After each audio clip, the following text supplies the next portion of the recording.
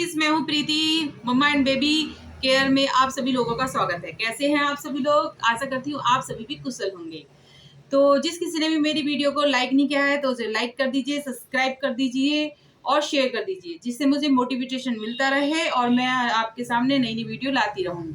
तो मेरा था आंसर है आज कि हमारे बच्चे हकलाते तुतलाते क्यों हैं और क्या कारण है और कैसे हम इसको सही कर सकते हैं, क्योंकि मेरे बेबीज के भी यही समस्या थी।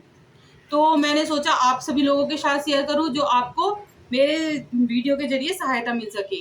क्योंकि देखो, जब छोटे छोटे बच्चे होते हैं तो हकलाना तुतलाना तो जाहिर है, और कुछ कुछ बच्चे बोलने में भी दिक्कत करते हैं, बहुत देर से बोलते हैं।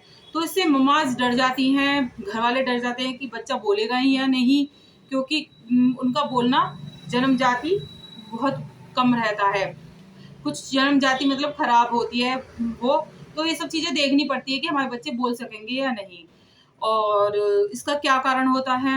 एक तो ये होता है कि हमारा वातावरण कैसा है, लड़ाई झगड़े तो नहीं हो रहे हमारे वातावरण में। इससे बच्चे के जो है मन पर वो प्रभाव पड़ता है। वो अपनी बातों को, बच्चों को झुंझलाहट मत कीजिए, कोई बात बोल रहे हैं तो उससे वो बच्चे हकलाने तुतलाने की समस्या उत्पन्न हो सकती है उन्हें।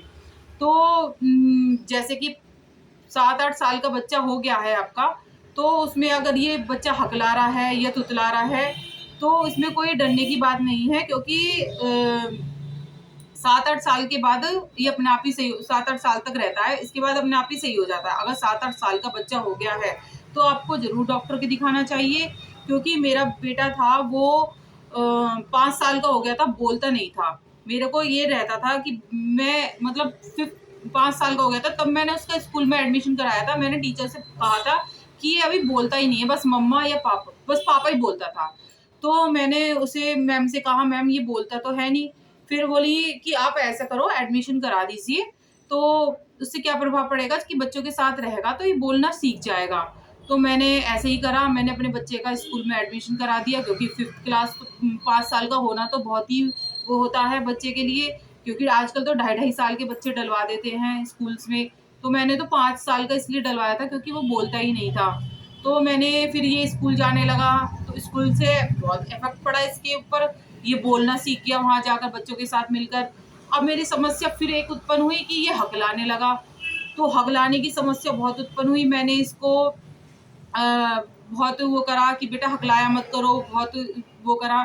तो लेकिन इसकी समस्या बनी रही। ये कम से कम 3rd या 4th में, 3rd तक हकलाया था, 3rd क्लास तक ये हकलाया था। और ये मुझसे कहता था, मम्मी सब बच्चे हंसी उड़ाते हैं मेरी, है। और मुझे भी बहुत टेंशन रहने लगी थी क्योंकि ये हकलाता था। तो मैं डॉक्टर के पास गई, जो स्पीच थेरेपिस्ट डॉक्टर होते हैं उनके पास लेकर गई इसको। मैंने कहा, डॉक्टर साहब ऐसे ऐसे मेरा बेटा हकलाता है, बात पूरी नहीं होने देता।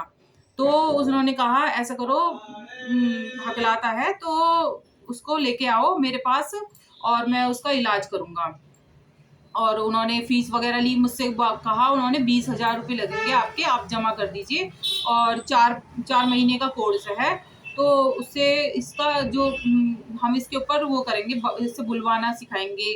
जैसे क्या अक्षर इसका गड़बड़ा रहा है, टा गड़बड़ा रहा है या ता गड़बड़ा रहा है, इसका किस अक्षर को बोलने में तुतला रहा है या हकला रहा है। तो मैंने कहा ठीक है। तो मैंने थोड़ी सी फीस जमा करी, मैंने कि बाकी मैं बाद में कर दूंगी। फिर मैं अपने घर आई, मैंने अपने हस्बैंड को बताया कि ऐसे ऐसे 20-22 हज़ार का कोर्स बताया है और इसको मुझे अपने बेटे को भेजना है। ये तो नहीं तो जन्म मतलब पूरे जन्म के लिए परेशानी हो जाएगी। तो मेरे हस्बैंड ने कहा, नहीं नहीं, अभी तुम इतनी जल्दी मत करो, क्योंकि अभी इसकी एज ही कितनी है, तो अभी फिर थोड़ा टाइम रुक जाओ अभी। तो मैंने अपनी मदर को भी बताया, तो बोली कोई बात नहीं, अभी थोड़ा टाइम रुक के देख ले। और हैं, तो फिर मैंने उनसे फीस अपनी वापस ले आई थी, क्योंकि मैंने 5-6 हज़ार रुपये जमा कर दिए थे। फिर उन्होंने अपनी बस कंसल्टेंट फीस काट के बाकी मेरे पैसे वापस कर दिए उन्होंने। मैंने इसको उसमें स्पीच थेरेपिस्ट में भेजा नहीं।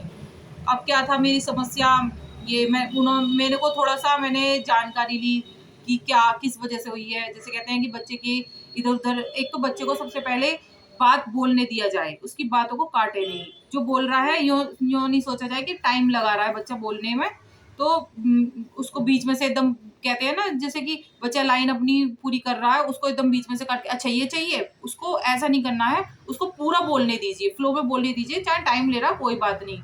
और उसे थोड़ा-सा आपको क्या करना है, जो मैंने टिप्स अपनाए हैं वो बता रही हूँ। एक तो इसे पूरा बोलने दीजिए, आप बीच में बिल्कुल नहीं बोलेंगे कि उसकी लाइन पूरी मत कीजिए। और दूसरी बात, उसको मोटिवेशन करिए कि बेटा थोड़ा-सा सही बोला करो। और बहुत सी ऐसी-ऐसी बातें हैं जो जिससे बच्चा थोड़ा-सा हो जाता है। घर में स्ट्रेस की स्थिति ना लाइए कि लड़ाई झगड़े देख के बच्चे ज़्यादा वो हो जाता है, हिचकिचाता है बोलने में। तो अपना वातावरण भी सही रखिए। और बच्चे और भी मैं वीडियो बनाऊँगी, थोड़ी बात याद आती है मुझे, अभी इतनी बात याद आ रही है कि बच्चों को किस तरह से हम अपने हकलाने-तुतलाने से, और थोड़ा-सा टाइम इस वो रखिए अपने पे, थोड़ा टाइम दीजिए बच्चे को। 7-8 साल तक तो बच्चे को लेके जाना ही नहीं है डॉक्टर के पास, क्योंकि डॉक्टर्स तो कहेंगे हम इसकी स्पीच थेरेपिस्ट क्लासेस चलेंगी, आपको 2-2 घंटे 3-3 घंटे यहाँ छोड़ना है, हम उसपे वो करेंगे। लेकिन टाइम के अनुसार सब सही हो जाता है। अगर उसकी जन्मजात ही परेशानी है तो वो अलग बात है। लेकिन 5-6 साल का मेरा बच्चा बोला था, उसके बाद थोड़ी-सी हकलाने की दिक्कत आई थी, और उसको रीडिंग कराइए। सबसे बात है, उसको जो बुक्स वगैरह होती है ना, जब बच्चे पढ़ने लगते हैं, जैसे छोटा बच्चा हुआ जल, जल, थल, थल, अपने आप उसे रीडिंग, जितनी भी रीडिंग कराएँगे आप। और फिर बच्चा बड़ा होता है, जल कहाँ पर है, पूरी लाइन, पूरे मतलब जैसे पैराग्राफ होते हैं, उनको रीडिंग जितनी ज़्यादा से ज़्यादा रीडिंग कराएँगे, वो बढ़िया रहेगा। और सारे सेंटेंस वगैरह जो है हिंदी में सब उसे ओरली पढ़ेगा, तो हकलाना-तुतलाना अपने आप ही सही हो जाता है। ऐसे कोई बड़ी बात नहीं है कि हमें डॉक्टर के पास, स्पीच थेरेपिस्ट के पास जाना चाहिए, या हमें घबराना चाहिए कि बच्चा बोलेगा या नहीं बोलेगा। तो बस मैं ज़्यादा लंबी नहीं करना चाहूँगी अपनी वीडियो। तो अगर मेरी बातें आपको अच्छी लगती हैं तो लाइक कीजिए, सब्सक्राइब कीजिए, शेयर कीजिए। अगर आप मुझसे कोई इन्फॉर्मेशन लेना चाहिए तो आप कमेंट में पूछ सकते हैं, ऐसी कोई बात नहीं है। धन्यवाद, आपका दिन शुभ हो। बाय।